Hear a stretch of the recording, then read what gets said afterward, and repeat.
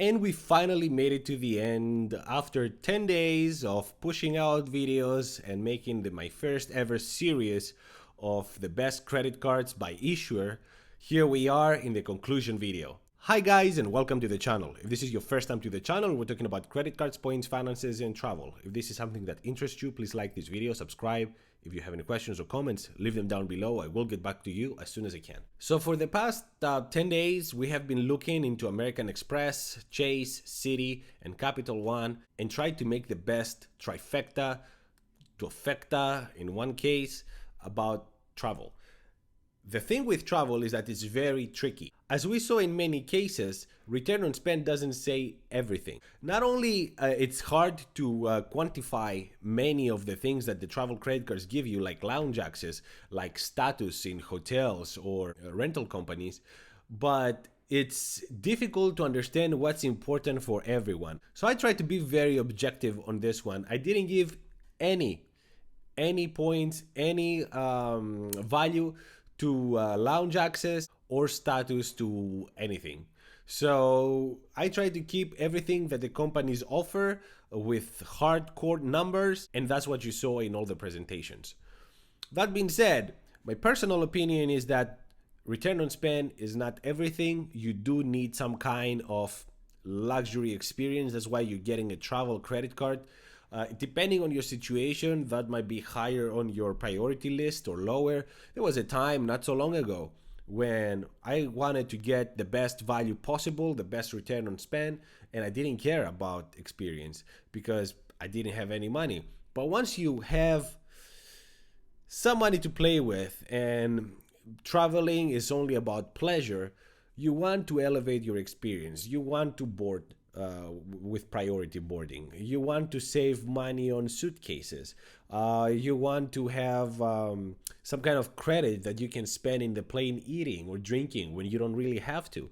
Have some lounge access so you don't have to wait with everyone. You want to go to rent a car and get a better car paying the same money. That's all intangible though, because until you go specifically to the specific car rental, to the specific state or country you're going, you don't know what exactly that value is, how much you saved. It's very subjective. It's very based on the individual experience.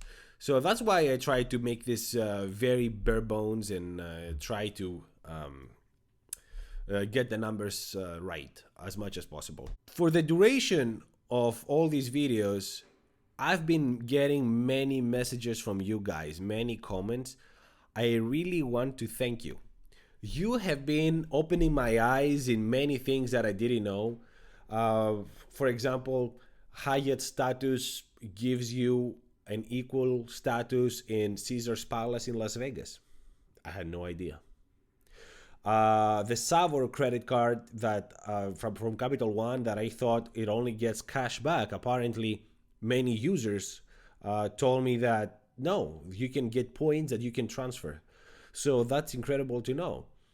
The Hyatt Aspire credit card, it offers even more points when you spend to Hyatt than I thought. So like 10 points more per dollar. So it makes the Aspire even greater than the great I thought it was. So all that is incredible information. I see you guys commenting to each other's comment, helping each other. That is what I want to see. I want to thank you for being so classy and smart viewers. It's a great honor to have you here. But with all that, there was a black sheep. One person went to the Chase video. They didn't like that I used IHG and I used Hyatt, and they start disliking not only that video but every video on that chain. Yeah, I want to tell you something, guys. If you're a normal person and you have some kind of emotions for a credit card, first of all, you shouldn't. Credit cards are here to serve us. We're not here to serve them. We shouldn't have any affiliation or feelings, emotions about credit cards. The moment a credit card doesn't make sense, or it does make sense, you should go for it or just dump it. That's one. Second, there's a special place in my heart for this kind of people that see the work of somebody that worked hours to give you this information, goes to the fine details of all the websites and tries to make a nice resume of whatever he sees to bring it to you in a form easy to understand and keep only the important information and then compare them to each other, and then you go and give a thumbs down. If you have some gaps in your life, if you're missing something, that's credit cards are not gonna do anything to you. I just want you to know that credit cards are not gonna compensate for anything. Just bringing it out there. So now we have that out of the way, we can go and see our presentation and come back to wrap it up. So we have the totals here, the averages for the first year on the original list that I have.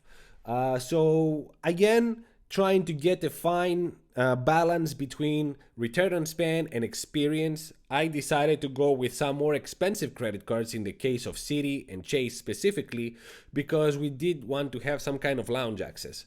But at the same time, I kept these credit cards, the Preferred and the Premier, because they offer the best overall multipliers on those ecosystems. So we see that by far number one is with 37% is American Express. I do not have the gym credit that we all hate, and we still get 37%. Keep in mind that 37% doesn't include anything, doesn't include lounge access, doesn't include memberships, it doesn't include status on anything. So this could be easily a whole lot more depending on your use case scenario. When it comes to Chase, it came number two, and it came number two.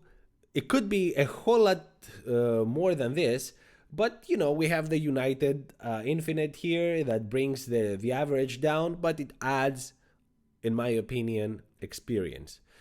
The third, we have Capital One. Capital One, I think that it's somewhat unfair that I have two instead of three, but at the same time, there was no other credit card that makes sense more than this. So yeah, I kept two because anything else would be excessive for no reason. The VentureX is offering basically everything, and then the Savor is a great complementary card to it. And number four, we have Citi, and the only reason is number four really is again the American Airlines what the heck is that? Executive in what? Give me a break. American Airlines recently announced that you're gonna be buying tickets from them, and they're gonna be transferring you to different airports by bus. I mean, there's nothing executive about that. But yeah, fourth, Citi just dumped them. Get United, get something else. Whatever else you get, it's gonna elevate you. You're gonna look so much better. Because if I was doing a duofecta like I did with Capital One, and I had only the Premier and the custom cash, this would be a whole lot bigger than the 15%. But it's 15% because, you know, I just added that big experience, whatever. But I mean, you know, some of you might like American Airlines, so that's you being weird. The second year, 14% for American Express. I can't stretch this enough. This doesn't include the gym credit. It doesn't include lounge access. It doesn't include all the status that you're getting. Even if you take in half of what I show there, that 14% would be 7%, still far beyond everyone. I mean, if you are a regular traveler and you want a great experience, this setup here, killer. Number two, we have the Capital One. Capital One, again, very decent, 3% return on spend with two credit cards, asterisk, but it's a very decent setup. I mean, there's no other way around it. Capital One is doing things lately. The third is the Chase. Chase, only 2%. But that's mainly due to the United Infinite. It's an expensive credit card. It brings the return on spend down. But again, it does offer a good lounge access and to All-Star Alliance lounges. So the chances are, no matter where you travel, especially between the US and Europe, you're going to get some really nice lounge access. And probably not as crowded as the Priority Pass ones. And fourth, Citi, I hate to hit on Citi. I love Citi. I have both the Premier and the Custom Cash. It's the American Airlines credit card that brings everything down for Citi, really. Whatever.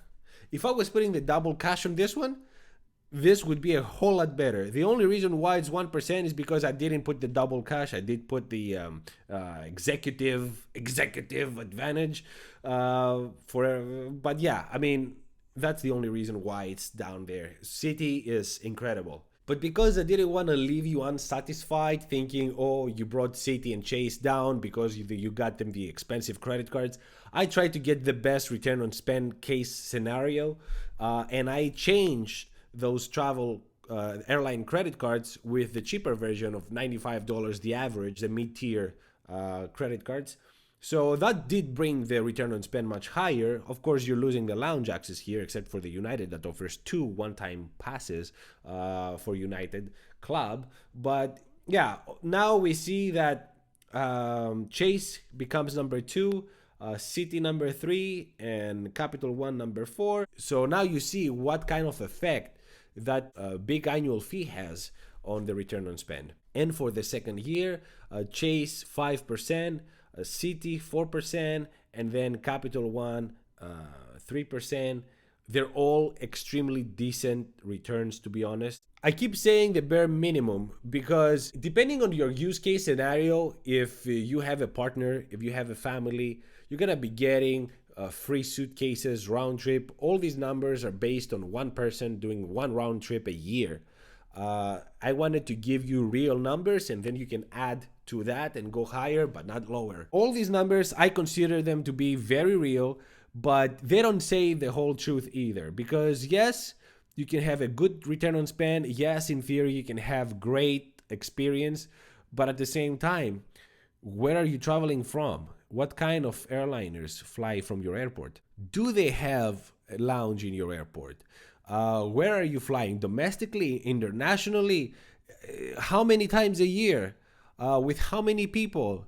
So there's so many variables here that it's not easy for me to just tell you go for this or go for that. To be honest, I know I love American Express and I know I'm getting great returns with my Platinum and my Gold, but at the same time, I used lounge access only twice in Costa Rica, and I only had coffee and some pastry, and that was, I would pay like $10 every time to have a coffee and those pastries. So I saved $20. That's it. And then I went to Europe, and I flew from DC to Germany to Greece and all the way back, and there was no lounge in my terminals, so I didn't use any. So it's a hit and miss. Also, the status. The hotel status is internationally, but the car rental status is domestically, and I didn't know that. I went to Greece. I tried to rent with Hertz. I got the basic car. I didn't get upgraded. I'm looking at the details, the fine writing that you see down, and it says, oh, US only. So your status with rentals is US only. So you need to put all that. They're all like, depends on where you go, how you go, when you go, you're gonna get different kinds of returns. But I can say 2 things with certainty. They're all keeper, exceptionally good ecosystems. They are all very good. They're gonna serve you very well. But still, number 1, undisputedly, is American Express. And that's the end of it. But let me know what you guys think. What's your opinion on these credit cards, on these ecosystems? What kind of traveler you are? Leave them in the comments down below, and let me know what you think about these numbers. Thank you so much for watching. Until the next one. Ciao.